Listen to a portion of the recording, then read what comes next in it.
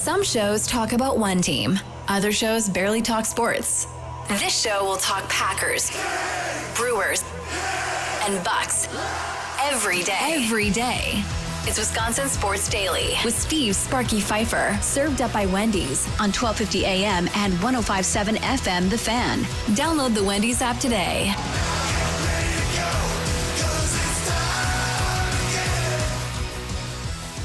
Broadcasting live from the 1250 AM and 105.7 FM The Fan studios. See Sparky Fifer here. Charlie using over there. By Wyoming Sportsbook, man. I'm telling y'all, that's where you want to be tonight. That Brewers-Dodgers game tonight. 8:30, 8:40 first pitch. I guess Brewers, it is 8:40. What did I say, Dodgers? Dodgers, yeah. Sorry. Brewers-Dodgers. You got too excited about it. Brewers-Mariners. There you go. Probably said Dodgers in the last segment, too. Brewers-Mariners tonight. Logan Gilbert on the mound against Jacob Mizorowski tonight. 8:40 first pitch. 7:30 leadoff show powered by the Potawatomi Sportsbook tonight with Tommy Wirtz. Tune in for that. So we got to get to things that we missed. Coming up in the next segment, we had something we were going to do yesterday. We never did. And it kind of goes along the idea of storylines that play out through a season and how much do people believe in that actually meaning something. So how the season ends, the outcome of the season and how it ends. It's not really a karma thing, right? It's well, kind of a maybe, kind of, sort of. I don't know. We'll discuss all of that coming up at 4:20. But first, let's get to this. It's time for your green and gold update on Wisconsin Sports Daily, powered by the Potawatomi Sportsbook on 1250 AM and 105.7 FM The Fan with Steve Sparky Fifer. All right, let's go to the Green Bay Packers. The Packers sent out the press release about the extension of Zach Tom. Now, I will tell you that we reached out and tried to get on a guest to talk about this today, and Ken Ingalls, who's our salary cap guy on social media for the Packers and knows the CBA frontwards, backwards, and sideways and all that fun stuff. Weren't able to get Ken Ingalls on the show today to discuss the Zach Tom situation. But what we do know from talking about this yesterday is a $30 million signing bonus is pretty crazy to begin with, for one, said Zach Tom. The money itself kind of breaks down to, what, 22 a year, whatever else. They don't have the exact, I wonder, look at Spot Track. See if they have the individual numbers. I wonder if they have that yet at Spot Track. They may not have it yet, but the individual year cap hits for Zach Tom. The reason I bring this up is because there is a report out of Washington, D.C., home of the Commanders, that have any of the financials. They don't have the year breakdown yet. Okay, well, they'll probably have that up in the next couple of days. But the reason I ask is because there is a report out of D.C. that apparently their number one wide receiver, Terry McLaurin, is not reporting to camp. Now, he's not the only one around the league not reporting to camp. Got holdouts all over the place right now this year in the NFL. More than I can remember in quite some time with all these different dudes. Like Trey Hendrickson put it on, what was it, Instagram or Twitter, that he was in Florida driving down the street. It's just said Florida, not close to where the Bengals training camp is. Not close. So that doesn't appear to be anywhere close to being resolved at this point. So we'll see if he holds out the year. Shamar Stewart, another Bengal, he's still not doing anything, and he still remains unsigned. We played some of that sound yesterday from the owner and GM of the Cincinnati Bengals. But now this latest one here, it's Terry McLaurin, who wants a new contract, right? He's going into the last year of his deal. It looks like it's around $15 million is what we're talking about here. And then he's going to want a new deal from the Commanders. And Charlie and I were having this conversation about the idea of the Green Bay Packers. We have talked before about the idea of a true number one wide receiver and what that looks like at the end of the day, and whether or not the Packers have one of those guys, whether or not the Packers need one of those guys. And we have both agreed, and I think Tommy Wirtz may be on the same bandwagon. Maybe not, though, but I know Charlie and I are on the same bandwagon, that we're both fine with Tucker Kraft being that guy in this offense going forward, right? Give the ball to Josh Jacobs a lot, do what you did last year, have these offensive linemen move people, and really emphasize the running game. and then use Tucker Kraft in the middle of the field and so forth to attack the middle and use him like you would use Kelsey or Ertz or Kittle or whoever. Use him like that and give him 10 targets a game and let him break some tackles and pick up some yards for you. And then spread the ball out to your wide receivers off of those targets and let it break down from that standpoint.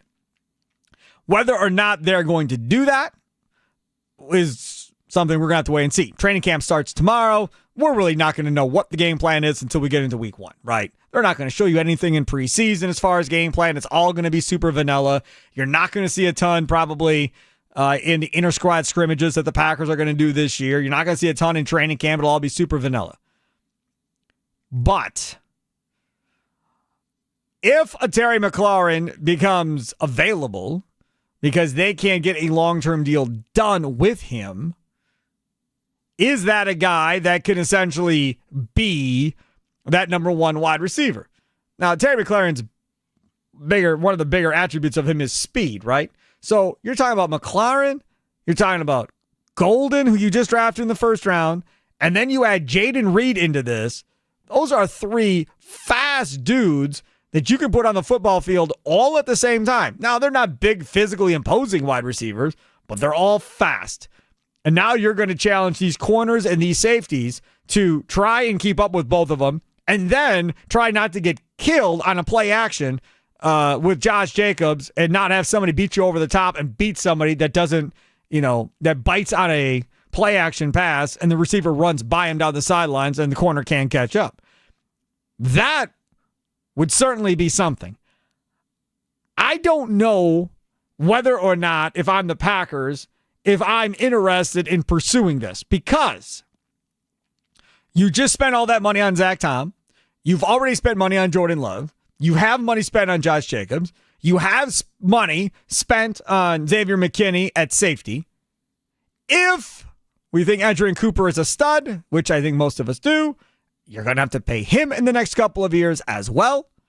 Now, Kenny Clark will be coming off the books. Rashawn Gary might be coming off of the books here in the next couple of years if you decide to part ways with either one of those guys. I just don't know if it's going to be a run-based offense based on play action, whether or not you need to spend crazy money on a top wide receiver to play in this system, unless it's like the cream of the crop. McLaurin's not cream of the crop, right? He's at second level. He ain't Justin Jefferson. He ain't Jamar Chase. He's not tier 1. He's tier 2 player. But for this offense, providing they run what we think they're going to run, they don't really need to spend the money on that type of guy necessarily, probably, to get the most bang for their buck right now with their money. Do you think it would bother Packers fans at all that after all this time of begging for a wide receiver 1, after losing Devontae Adams, they go and draft Matthew Golden to be that, and then also make this trade for Terry McLaurin? They just do it all in one big splash. Do you think that would bother people at all, that they're not giving Matthew Golden that opportunity to be that wide receiver 1? No, I think Packer fans would be ecstatic and be saying, oh my God, what is happening? Mark Murphy's on the way out. We draft a wide receiver. Mark Murphy is now officially out, and now we make a trade for another guy in Terry McLaurin. I love this Ed Policy guy. Give me more Ed Policy as soon as possible, please, because he actually is going to go try and give weapons to Jordan Love, or kind of nudge Brian Gutekunst to give weapons to Jordan Love. I think Packer fans would be ecstatic if they were to make a move like that. Now, having said that, I'd much rather have Trey Hendrickson than Terry McLaurin every day of the damn week. Every single day. If we're going to go after and try and find make a trade for a guy that's under a holdout that you're going to have to pay money to, I'd much rather do it for a pass rusher than a wide receiver. That's where I'm at right now.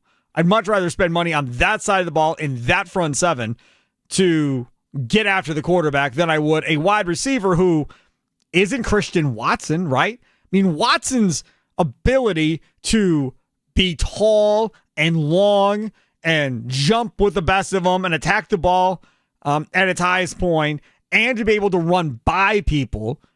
If you just took the package, Christian Watson, the talent, the physical, all that, he is a true stud number 1 wide receiver in this league. No question, no doubt. But he can't stand the field. But that is what you want to be your one. That is perfect to pair next to Golden and Jaden Reed. I mean, that is perfect. You can't diagram it up any better to have those three guys be your starting wide receivers. And no, I'm not mentioning Romeo Doubs, because with those three, Doubs does not belong in the conversation. He doesn't fit. He then is 4, and then it's Wicks or Doubs. And again, I say Wicks is more talented, so Wicks may be 4, and now Doubs is maybe 5. If we're just talking about talent, God-given ability, and all that stuff, Doubs is down on the list. Now, that does not mean Wicks won't drop a ton of balls this year. That does not mean Jaden Reed won't drop a ton of balls this year. That does not mean that we all may want them both cut by the end of the year. But as of right now, based on talent and everything that we've seen, that's how this wide receiver core shakes out. If you get a McLaurin, I think you're done with Christian Watson at that point. I think you've decided, well, we're not going to be able to sign him because we've dropped all that money into this cat. And the same with Reed and Wicks and Doubs. All those cats are out the door. Probably not going to happen. You'll be able to retain Golden because by the time that deal comes up in, 5 years or whatever, McLaurin will be done, and you'll be able to sign Golden to be that next one, providing he works out, Charlie. Definitely. I think when listening to you talk about that archetype of wide receiver that Christian Watson is, that brings up another question in my mind about when they decided or when they planned on drafting a Matthew Golden. It just makes me curious, because if that was the case, DK Metcalf was on the trade market a couple months ago, and he is that archetype of wide receiver that you're talking about that can stay on the field. I mean, that's a DK Metcalf and A.J. Brown. What you're describing there are these big high-point receivers that can also find ways to burn you downfield on a consistent basis. So then that I wonder, either was their package just not enough for a guy like DK Metcalf if they were interested at all, which rumors were that they really weren't that interested in DK Metcalf. And then also, at what point did they decide that Matthew Golden was going to be their first-round draft pick? Was that like all of a sudden a draft night decision if you weren't that aggressive for a DK Metcalf? No way. What was the plan? Do you not remember? You see, you yell at me about having a horrible memory, and I do have a horrible memory. On this show, y'all heard it. We played it, and I brought it up immediately and thought it was weird and stupid. They asked Matthew Golden in Green Bay prior to that draft about his talks with Green Bay or whatever else, and he said, quote, "I can't talk about it." We played it, and on the air I said, "What do you mean you can't talk about it? Like, what does that even mean?" That was also 2 days before the draft, whatever. too. So I'm telling you, those dudes told him they believe he's going to make it to him, and you're our pick. You're our guy, and based on everything, all the intel we have before you, you should be there when we're up, and you're our guy. We're taking you. That's why I'm telling you, he didn't say anything because he didn't want to let the cat out of the bag and screw something up, because he wanted to be there too, and he wanted to play with love and be a part of this organization and all of that. And again, how cool is it to have your name introduced to the whole city, and then that position having not been drafted for all those years, and now you're that guy. And then Murphy, remember on draft day, I brought that up too. Who did I bring that up to? That poo-pooed me immediately and said I was crazy. Who was it that yelled at me when I said this? Oh, Ryan Wood. Ryan Wood, he was mortified. And I was like, hey man, why can't they give Murphy a going away present? Let him draft a wide receiver, right? Let him trade up and go get a wide receiver. Oh, that's not how you run an organization, Sparky. You can't think like that. Maybe not, but you know what? They drafted a wide receiver, and Mark Murphy will never forget that moment for the rest of his life. We all won't forget that moment for the rest of our life. That was a perfect way to send Murphy off and to get Matthew Golden. Now he just can't suck. I mean, I guess my question more, I understand that they were going with wide receiver in this draft. That wasn't really the question. I think it was him specifically. That's what I was wondering, and at what point did they say that? Because if you feel like that type of wide receiver is a perfect fit next to him in this system, again, why would you not be more aggressive with DK Metcalf? And because you still have faith in Christian Watson being okay. Yeah, but then, that's why. Then why would you make a trade for a Terry McLaurin now? Then is my next question. Why would that ever be in a conversation? You know, I know we have to talk about it because he's on that trade market, but if you weren't going to make a move for a wide receiver that you felt like would fit the scheme then, why make a move for a wide receiver that doesn't fit the scheme as well now? So there's two things to that, right? One, Metcalf is too much like Watson. If you think Watson's going to be healthy and good, there's no reason to give another guy like that. Mm-hmm. So that's why you don't do Metcalf. Let's just put it that way, right? Then the McLaurin angle could very well be indicative of Dobbs, Reed, Wicks, and those guys and saying, maybe they're not as good as we thought. Mm-hmm. Maybe we need another guy. And then it's McLaurin, Golden, and Christian Watson as those three guys going forward. That, to me, if they were to do this, they won't. But if they were to do this, that would be them telling these other guys, we're out. That would just be a really crazy switch up from how much they've been defending these guys in the past. That would just be but real we had quick. Warren Sharp on. We talked about Reed and Wicks were the two worst receivers in football last year. Sometimes you got to make a hard decision. Yes. So now do you make that decision after year 2, after year 3, after the rookie contract is done, after 4 years? When do you make the decision? Just like when you decide that we're done waiting for Christian Watson to ever stay healthy for a season. When do the Brewers decide I'm done waiting for Gary Mitchell to ever stay healthy for a season? Right? I mean, you're laughing, but that's true. That's where we are with Gary Mitchell and the Brewers. Same spot we are with Christian Watson and the Packers. It's no different. All right, it's Wisconsin Sports Daily, served up by Wendy's, live from the 1250 AM, 105.7 FM, the Fan Studios, powered by the Potawatomi Sportsbook. Coming up next, storylines. Do you believe in storylines leading to, things happening at the end of the season? Like when the Packers went to their last Super Bowl, I called it the magic carpet ride. And everybody got mad at me. It's not lucky, Sparky. I don't know what you're talking about. Man, you had like 17 guys on the IR, plopping guys in off the street like Hugh Green, and everything you touch turns to gold. Guys people never even heard of or thought were very good. Nobody thought Eric Walden was any good. That dude bust out and had an unbelievable second half of the year and got going. So all this stuff just falls into place and happens. And it was the magic carpet ride. And I said, I'll tell you what, it's not the magic carpet ride. They go back and do this again in the next couple of years. They never even got back to the damn Super Bowl after that.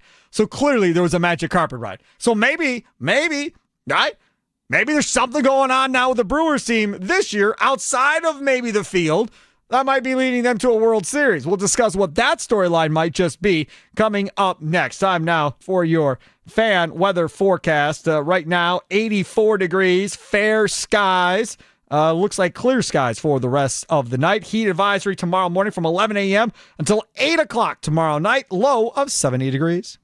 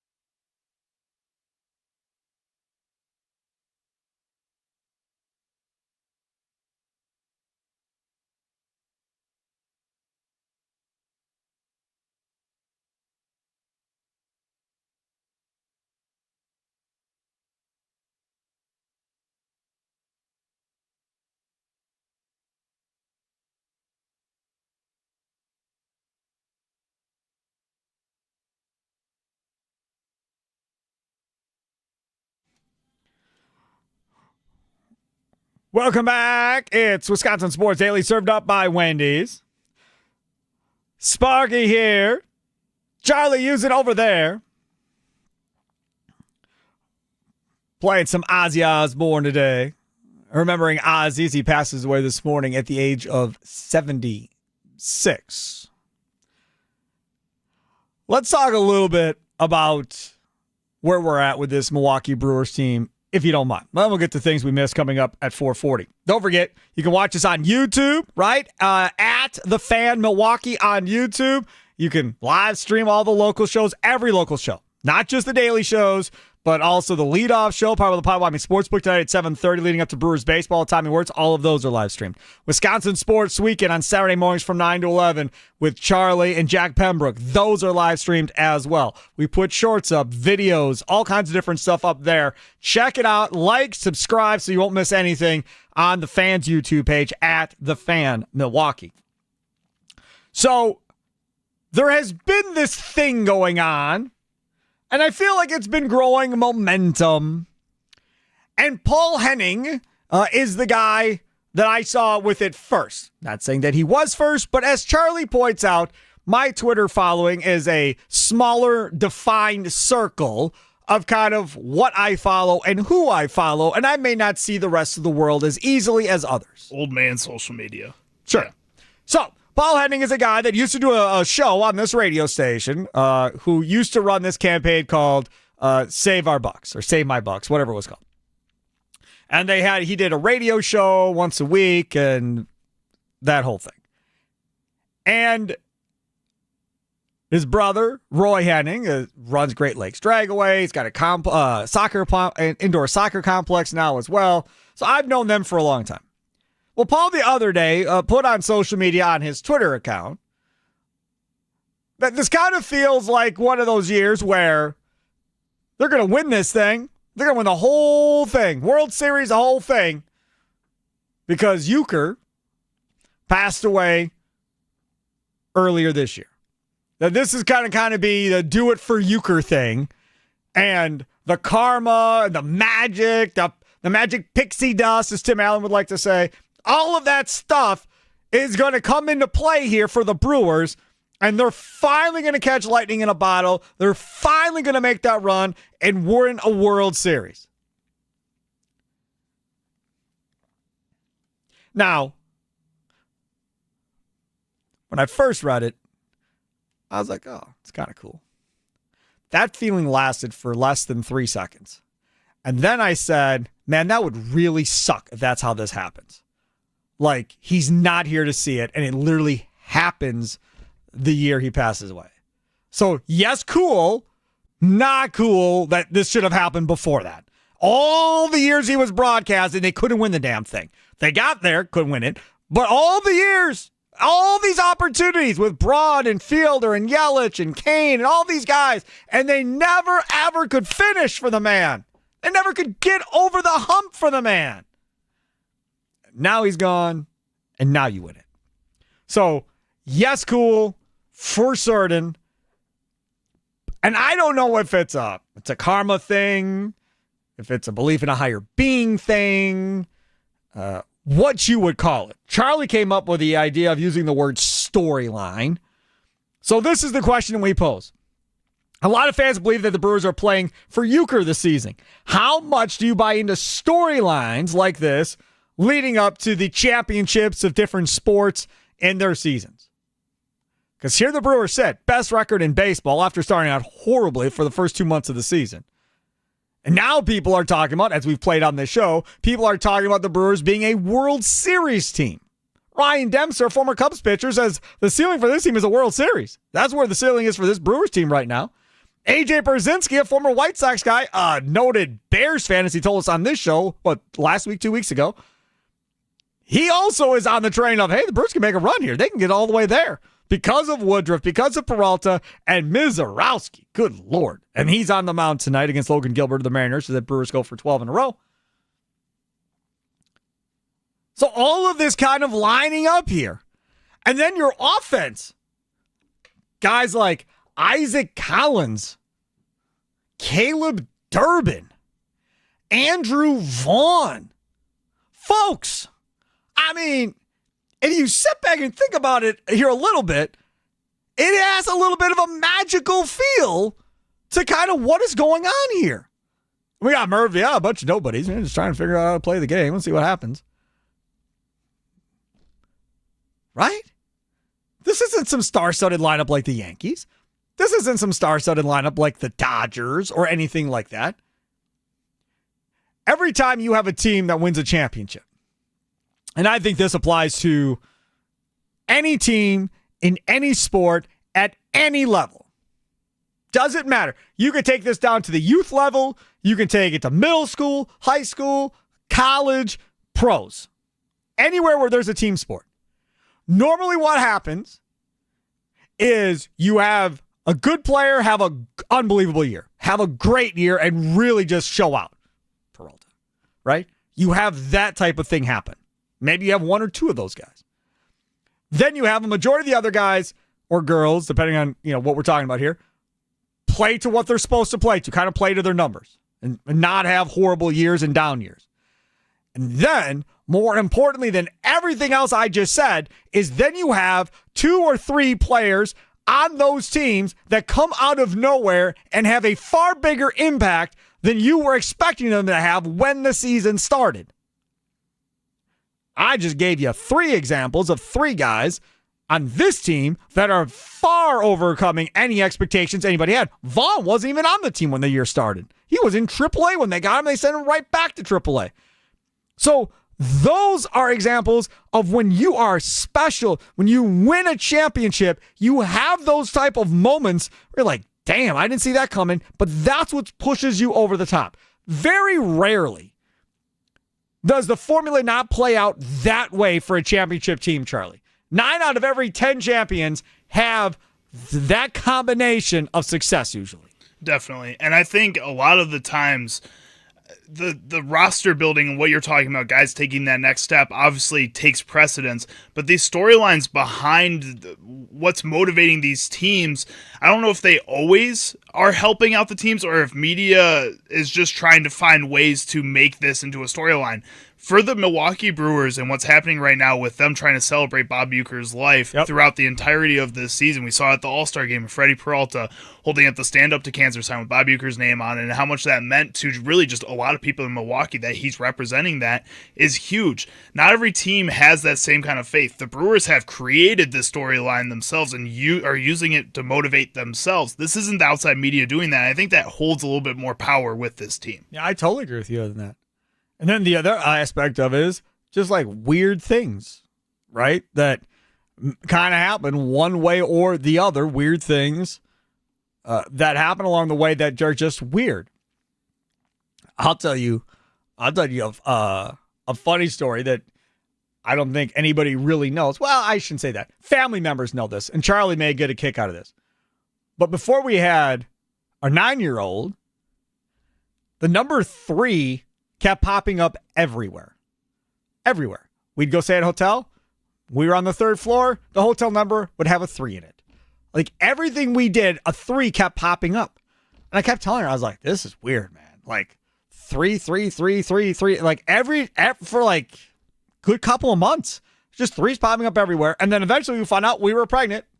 And that's the third one, right? So it's like, damn, that's kind of weird, like how that whole thing played out. And then after we found out, the whole 3 thing kind of went away. It's just so random and weird and whatever, like how that whole thing plays. And that's why when you get into these weird situations where you have weird things happening, everybody has this happen in their life, where you can't explain why something is happening, but it turns out to be a cool story to tell everybody later. I don't know, man. We'll see. And I think a lot of the times when that happens, it definitely is a weird coincidence, but I also feel like people are searching for those types of things subconsciously. And when you're feeling those emotions and you want these things to be true, you're going to start seeing it more often. You're going to start searching it out without knowing that you're searching it out. I feel like with this Brewers team, again, they're putting it out there that they're playing for Uke, but I think this is what the city of Milwaukee wants. They want them to win this for Uke because he isn't here to see it, because that this is what he would have wanted, is that the city of Milwaukee gets to celebrate this. Is it okay if I want it for me? Yeah. Is that okay? I think so. I want it for me. I think so. I think everybody listening wants it for themselves. But I think too. that's what Euchre wanted. I think he wanted it for people like you, Sparky. He wanted it for the people that are living in Milwaukee and are living and breathing the Brewers' dream. See, that's the thing. Like when Ted Davis was the play-by-play guy for the Bucks, and I so wanted that dude to call playoff games because he hadn't called playoff games like forever. Then once they call playoff games, like, man, it'd be cool if he could call a finals game or something. And then they win it. And it's just like, man, how cool is that? That man called horrible Bucks seasons. That man called horrible Dallas seasons. Like, just some of the worst basketball games, worst seasons. Ted Davis called all of them. And there he is getting to call a championship one. That was cool as heck, man, to know that they were able to do that and get that done. Like, that was awesome, no question. And then Larrabee, to call a Super Bowl and get that done and that be on his resume. I got a soft spot, I guess, for play-by-play guys, especially play-by-play guys that maybe didn't get a chance to always have great team success while they were calling games and so forth. I think that's very cool. See, that's kind of the bad part about baseball a little bit is the regional guys kind of all go away, right? So they disappear. So Marcus Johnson doesn't get to do that. Paschke McLaughlin never got to do that because the national guys all take over and the local TV guys are toast. So really the only guys that really benefit from it are the play-by-play guys on the radio. That's it. So Levering would then, and Mauer and Grindle could call themselves a World Series. That's amazing. That's pretty cool. That's amazing. That's a life highlight. And I brought this up earlier. Tommy Wirtz, our guy, went to Pato. I think he went to Pato. $50 he put down on the crew to go win this thing, and it pays out $12.50. Come on, man. It's meant to be. If we're going to tie this thing together with the station and all that, how about that? Greg in Waukesha, you're next. Nikolai Love, Fan Talking Text Line. What's up, Greg? Hey, Sparky. Yeah. Hey, man, haven't talked to you in a while, but the Brewers have swagger right now, man. And I will admit I am jumping on the bandwagon now, although I do fantasy baseball and things like that. So I've done a pretty good job of following them all season. But yeah, there's just something about, and I think it all starts with the manager. Pat Murphy, he's aggressive when he needs to be. He doesn't necessarily show it in press conferences, but he's aggressive out there, and therefore his players have played with that little aggression, if you want to call it that, in mind. And I didn't see it coming either, Sparky, and that's a blind joke from your I got blind friend Greg. But yeah, I got it. I understood. Yeah, but I'm really. Last time the Brewers were in the World Series was '82, correct? Yep. I was 4. I was 6. I was 4 years old. Wow, you all are older than me. I kind of felt like you were like 15 years younger than me, Sparky. But yeah, I'm just a child that doesn't grow up, Greg. Thanks for the call. I get it. Yeah, it's fine. That is the funny part. And Greg's been a listener to the Fan for years and years and years and years. Greg comes out and sees us at remotes and all that stuff. But this is the funny part about this is, and I don't know if it ever happens to you, where you listen to somebody like on the radio and you kind of have a visual in your mind of like what you think they look like. And nowadays on social media, you can just go see what the person looks like or whatever. You don't have to wait. But back in the day, when there wasn't social media, you never knew what these people looked like on the radio until they were on remote at a bar or at a grocery store or at a car dealership or whatever. Then you would finally get to see what they look like. I can't tell you how many times I've heard, man, I always thought you were taller. Man, I always thought. That's what I was going to say. I always thought this. I always thought that. It's like, sorry to ruin the dreams. I'm a short bobblehead. That's what I am, man. Like, just put short dude with a bobblehead on it, and you got Sparky right on the money. I feel like I have a pretty voice that you could just picture. It's me. Like, I feel like you wouldn't guess it's somebody other than a large hairy guy talking right now. Large hairy guy. Well, there you go. See, now if Rami was here, he'd cut the large hairy guy thing, and then we would have that forever, right? Yeah. Yep. We'd have it forever to play back years from now. But yeah, so yeah, I get that. I don't know, man. I don't know if you believe in the karma thing or whatever else with Euchre, but it would be pretty cool. And it's cool that we are at the end of July having this conversation, that they're that good, that they're talking about 12 wins in a row tonight. And considering where everybody thought we were going to be in April and May, to be here now is a pretty cool deal. Now, that does not mean they're going to finish. That does not mean they're going to make the playoffs. That does not mean they're going to win the division. None of that is guaranteed. We have no idea what the next 2 months hold. But this has been a pretty cool last month and a half for sure for the Milwaukee Brewers. Coming up next, things that we missed on today's show. Don't forget, here's a sign to never skip breakfast again. Wendy's breakfast biscuits are just $1. Your choice of a buttermilk biscuit with grilled sausage or bacon with egg and melty cheese, or even the Honey Buddy with juicy chicken and maple honey butter. Folks, have napkins on hand. I'm telling you. For just $1, you can't go wrong unless you forget to add the delicious seasoned potatoes, or the warm, fluffy French toast sticks, or even the ooey gooey Cinnabon. Come on, start your day the right way with Buck Biscuits at Wendy's, and don't look back. Limited time only. Things that Sparky missed, things that we missed on today's show. Straight ahead, Wisconsin Sports Daily, served up by Wendy's, live from the 1250 AM and 105.7 FM The Fan Studios, powered by the Potawatomi Sportsbook.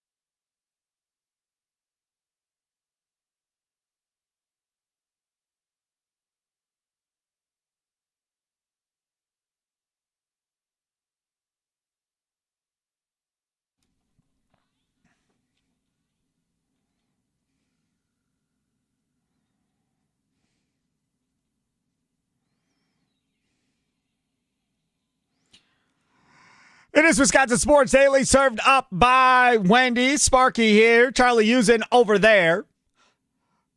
Streaming live on YouTube at The Fan Milwaukee. Use that ad symbol at The Fan Milwaukee. Check out all the different shorts that we have up, the different videos that Charlie and Tommy put up.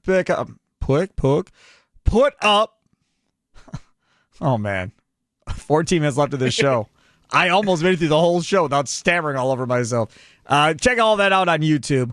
Also, you can check out all of our shows in the podcast form, wherever you're at. Wherever you listen to your favorite podcast, right? So Odyssey app, obviously, AUDACY. The iHeart app, the TuneIn app, Apple, whatever the case may be. Wherever you listen to your favorite podcast, you will find all of our local shows. Pack-A-Day Radio Show with Andy Herman. Weekday mornings from 8 to 9, 9 to 11. The Mason Crosby Show with Mitch Thunder Nellis, brought to you by Verizon. This show from 2 to 5 in the afternoon here on The Fan. Got the leadoff show powered by the Potawatomi Sportsbook 1 hour before every Brewers game, getting ready for Brewers baseball tonight. That gets underway at 7:30. And then, of course, Wisconsin Sports Weekend from 9 to 11 on Saturdays with Charlie Usen and Jack Pembroke. Definitely want to check that out on your Saturdays as well. All right, things that we missed on today's show. I am constantly, and I don't know about everybody else, looking at the trade deadline trackers on ESPN. I'm refreshing John Heyman all the time, MLB Insider, to see what they have to talk about and so forth, and who might be out there at this point. So they have one posted up here, Jesse Rogers, who cannot come on our station. Used to be able to come on our station, can't anymore. If you want to know why, just message me off. I will message me offline, and I'll tell you exactly why. One of my favorite people in the whole wide world is stopping him from doing it. Why the Rockies infielder could be popular deadline option. Colorado's Ryan McMahon is the consolation prize for teams that miss out on Eugenio Suarez if he's traded at all. The Cubs could have interest and would pair him with Matt Shaw as a lefty-righty combo at third base. I don't really give a you-know-what if Ryan McMahon goes to the Cubs. They want to trade for Ryan McMahon. You go ahead. You trade for Ryan McMahon. Good luck to you. I hope it all works out. Ryan McMahon in the month of July is hitting 211, 262 on base, 421 slugging. Ryan McMahon in the month of June hit 237, 311 on base, 462 slugging.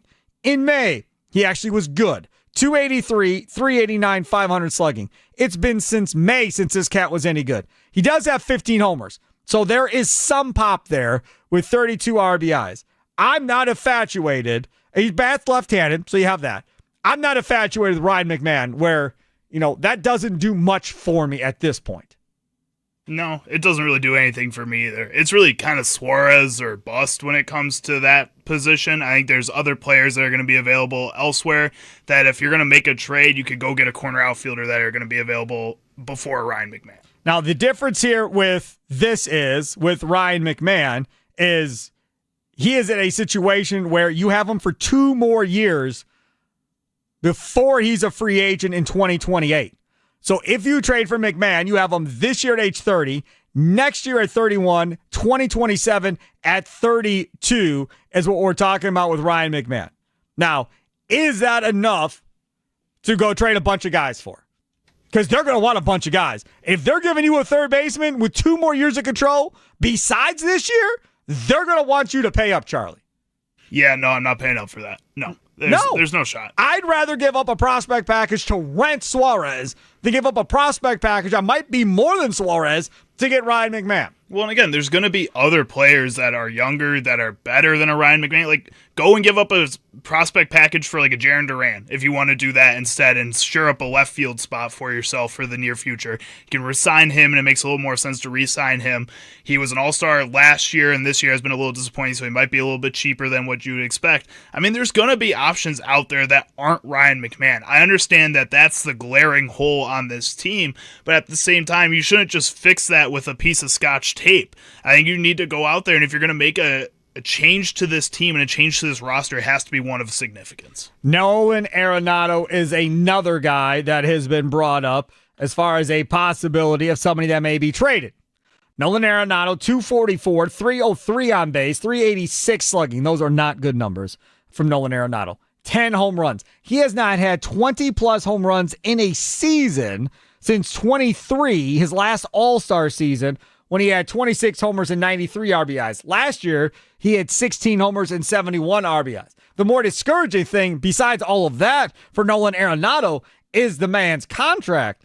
The man still has 2 years left on his deal as well. Age 35 year next year at $16 million. Age 36 year at $15 million in 2027. I don't think I want to go down the Nolan Arenado deal either, because again, you're trading for 2 years. Now, maybe the Cardinals pay off a lot of that and it makes it look a little bit better, but I don't know if I want to go do that. I wanted to do that before the season. Before the season, I was in on Arenado. I was like, that's why I raised my eyebrows if you're watching. Go get Arenado. But now this is the second year back-to-back where his power is vanquished. Gone. It's not what he was. So last year I was like, it's off year, whatever, it happens. He'll be fine. He'll get his power back. But it hasn't happened. So literally like what you just said a little while ago, it appears it's probably Suarez or bust, I think, if you're the Brewers. And again, there's other players at other positions that may not be as needed, but again, at the same time, will be a bigger impact. This Brewers team, where you're sitting at right now, with the best record in baseball in this 11-game win streak, where you feel like you're going to be good enough, your rotation is one of the best that this organization has ever seen in its history, you need to make a big splash. And going out there and getting something like a McMahon or any of these other players, like an Arenado, is not that big splash. And if you're not going to make it that big splash, there's no reason to make a splash at all. I want to get to one other thing here from one of my favorites, Tyrese Halliburton. I don't know if you saw this. The Pacers guard, the Wisconsin kid who blew out his Achilles. And remember, everybody has been talking about the fact that, we got to do some research, got to check science and see why all of these guys are blowing out their Achilles all at the same time. Remember? All this nonsense talk. Halliburton was on with McAfee. That I think there's like a notion when guys get injured or when this has happened so many times that everybody thinks they have the answer to why this is happening. Everybody thinks we play too many games, we play too many minutes. All those things could be true, but I don't think that is what's causing these injuries. Okay, good. So what does he think is causing the injuries? I think injuries are just bad luck sometimes, and that's just what happened. I think that's just what happens in sports sometimes.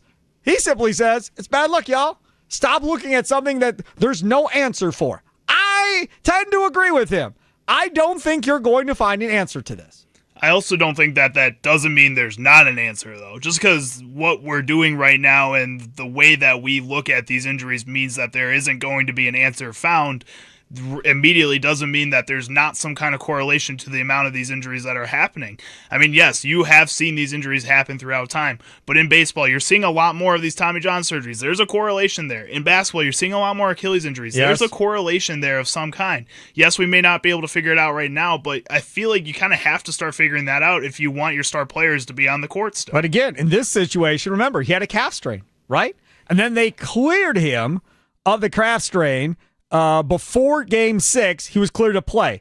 Quote, after Game 6, I'm like, it's done. It's gone. Adrenaline is going to get to me. I'm going to be good, Halliburton said. I go to Game 7. I feel nothing. I feel great going into the game. I think that's why I had a great start to the game. My body felt great. Then obviously that happens in the end. There was no warning signs. Clearly, the calf strain test, it wasn't clearly healed. And whatever test they gave him, I'm guessing other teams are giving their players as well.